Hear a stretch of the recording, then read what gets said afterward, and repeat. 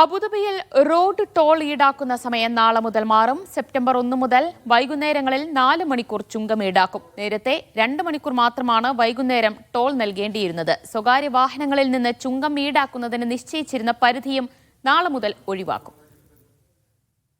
അബുദാബിയിലെ ദർബ് road toll സംവിധാനത്തിൽ നിലവിൽ വൈകുന്നേരം 5 മുതൽ രാത്രി 7 വരെയാണ് ചുങ്കം ഈടാക്കുന്നത്.